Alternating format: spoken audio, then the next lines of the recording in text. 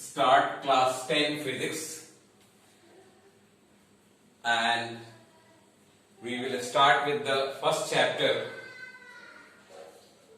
electricity and its effect. Electricity is the most convenient form of energy which we can use. If we look in our house, we use electricity for lighting, for running fans, for taking water from tube wells, for pressing our clothes, for operating washing machines, for using hot water in geyser. So we have many diverse use of electricity. Actually, in today's life, if we exclude the use of electricity, we will go back into a primitive age. So let's start electricity and its effect. When we talk about electricity, the first point comes electric charge. Electric charge, and how do we understand what electric charge really is? Electric charge is intrinsic property associated with subatomic particles like electrons and protons. All of you know that electrons are the subatomic particles will revolve around the nucleus, and within nucleus there is subnuclear particle called proton. So electric charge, in fact, it is associated with the subatomic particles like electrons and protons. If it is electron, definitely it will have a negative charge. If it is proton, definitely it will have positive charge. Let us try to understand electric charge in terms of cause and effect. As is mass to gravitational force. As is mass to gravitational force, as is electric charge to electromagnetic force. Here, mass is the cause and gravitational force is the effect. When we take two bodies, due to gravitation, there comes into effect gravitational force.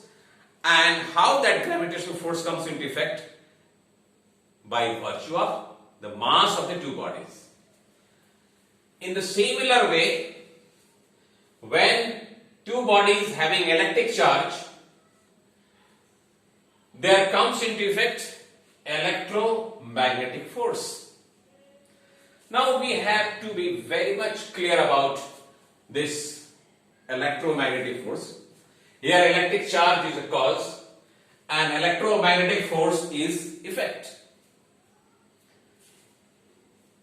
Why we call electromagnetic force? Why don't we call it electrostatic force? Actually, when the charged bodies are in the state of rest, in that case, whatever the force of attraction or repulsion comes between the two charged bodies is known as electrostatic force. But when charged bodies move, in that case, an electric current is set up, and where there is electric current, obviously a magnetic field comes into effect. So in that case of moving charge, magnetic field also comes into effect. So that's why we include the two terms electromagnetic force. When the charged bodies are in the state of rest, there comes into effect electrostatic force. But when the charged body is in motion, electric current is set up. As a result of electric current, magnetic field by itself comes into effect, and that magnetic field interacts with the charge body. Now, types of electric charge. There are two types of electric charge. Number one, positive charge. It is the type of electric charge present on proton. So simple. What is positive charge? The charge which is present on proton. What is positive charge? The charge which is present on proton. If it is proton, definitely it will have a positive charge on it. So this gives the identification of positive charge. What type of charge is present on proton? Positive charge. It is never that proton is negatively charged. Never. It is never possible that proton will have a negative charge. Whenever there is existence of proton, definitely it will have a positive charge on it. So proton becomes an identity associated with positive charge. Therefore, that is why we define positive charge. It is the type of electric charge present on proton. So it is the case of electron also. It is the type of electric charge present on electron. If it is electron, definitely it will be negatively charged. Definitely it will be negatively charged. So there are two types of charge. Now here we come to discuss about interaction between electric charge. When two charge bodies are separated by some distance, in that case, each charge body exerts a force. So here, for the sake of simplicity, we have taken two positively charged bodies. They are in the state of rest. They repel each other with equal and opposite force. They repel each other with equal and opposite force. So here, this is positive charge, this is positive charge, and what type of force comes into effect? Repulsive force. And in terms of magnitude, they are equal but opposite in direction. So in this case, we find Newton's third law of motion is valid. If we take another case, two negatively charged bodies, they also repel each other with equal and opposite force, repulsion. And the third one of the body is positively charged, another body is negatively charged. In that case, we find there is attraction. There is attraction. Both the bodies attract each other with equal and opposite force. Here also, the magnitude of the forces are equal but opposite in direction. So with this we conclude, unlike charges attract each other and like charges repel each other. Now let us come to discuss about next point, that is electric current. The word current by itself pertains to flow. Current refers to flow. In our common language, we say that in river there is high current in the middle region. So what current refers to? Flow of water. In the same way, when we talk about electric current, it refers to flow of electric charge. It is simply defined as, it is time rate of flow of electric charge across a cross section of a conductor. Electric current is defined as time rate of flow of electric charge across a cross section of a conductor. Here I would like to make you understand cross section. Cross section. What cross section really means? Suppose this is a cylindrical body, and if we take a portion of the cylindrical body, that is cross section. If we try to understand with the help of this chalk. This is just like conductor. So this area is cross-sectional area. This area is cross-sectional area. So if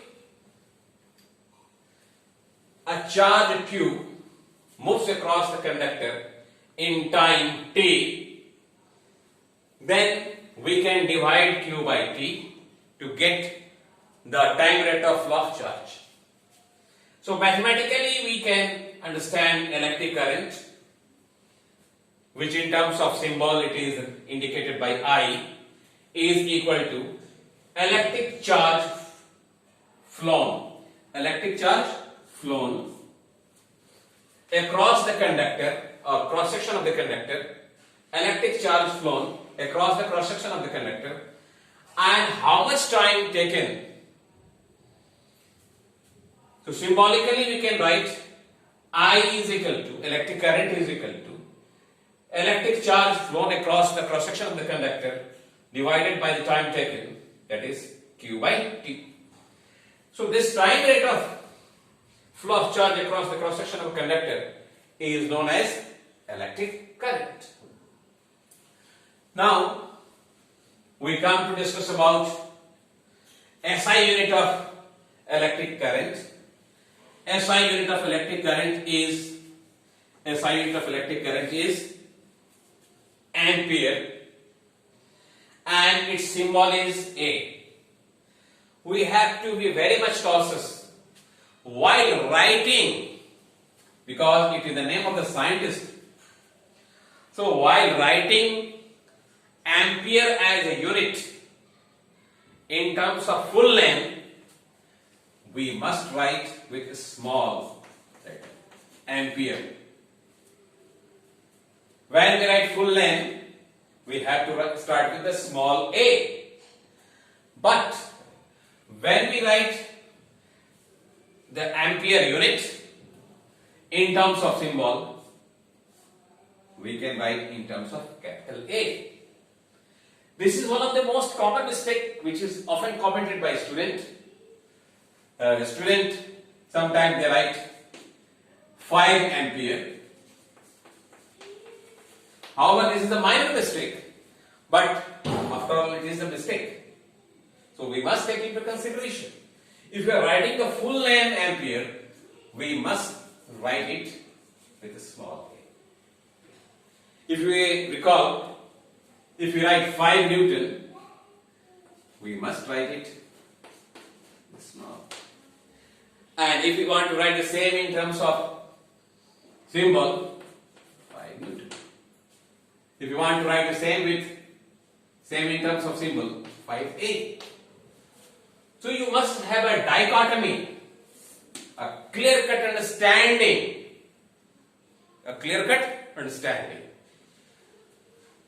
So SI unit of electric current is ampere.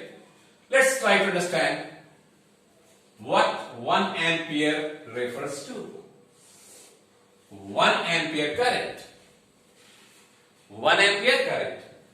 When an electric charge of 1 coulomb flows across a cross section of a conductor in a time interval of 1 second, the time rate of flow of charge through the conductor is said to be 1 ampere. The time rate of flow of charge through the conductor is said to be 1 ampere.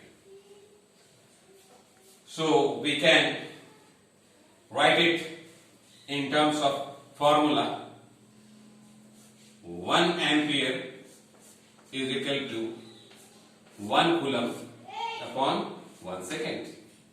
When a charge of 1 coulomb flows to a conductor across a cross section in a time interval of 1 second, the time rate of flow of electric charge through the conductor is 1 ampere. It is a well-known fact that in metallic conductors electric current is set up due to flow of free electrons under the effect of electric field developed across its end. So we go for an alternative definition of 1 ampere current. 1 ampere current in terms of number of electrons flowing through a conductor. We know that in metallic conductors, the charge carriers to set up electric current are free electrons present within the bulk of the metallic conductor. We have to keep this very fact in our mind that for electric current to set up, there must be a mobile charge. Which can move from one point to another point. In solids like metallic conductors, the positive charge is confined within the nucleus, and in solids, the nucleus of the atoms are virtually immobile. They cannot move from their own position. In metals, the electrons present in outermost orbit are almost free from the grip of nucleus. So these electrons behave as free electrons. You can understand this thing. This is nucleus, and the electrons closer to the nucleus are strongly bounded.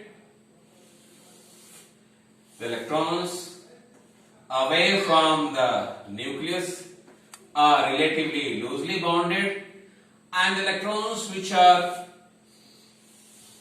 away from the nucleus are very loosely bounded. So when these loosely bonded electrons become free under the effect of electric field, these free electrons start moving from one end of the conductor towards another end. So in case of metals, the electric current is set up due to flow of electrons, and electrons are the subatomic particles which carry charge. And how much charge they carry? That is 1.6 into 10 to the power minus 19 coulomb. So we have to calculate how many electrons make up 1 coulomb of charge. We know that 1.6 into 10 to the power minus 19 coulomb charge is present on 1 electron. So therefore 1 coulomb charge is present on 1 upon 1.6 into 10 to the power minus 19 electrons. Now when we solve this, we get 6.25 into 10 to the power 18. It means instead of saying 1 coulomb of charge flowing across a cross section, we can alternatively define when 6.25 into 10 to the power 18 electrons move across a cross section of a conductor. So let us try to understand the same. Hence we can define 1 ampere current in terms of number of electrons. How? When 6.25 into 10 to the power 18 electrons move across a cross section of a conductor in 1 second, the electric current through the conductor is said to be 1 ampere. So this is all about today's discussion, and in the next chapter, next class we shall discuss about electric potential. electric potential.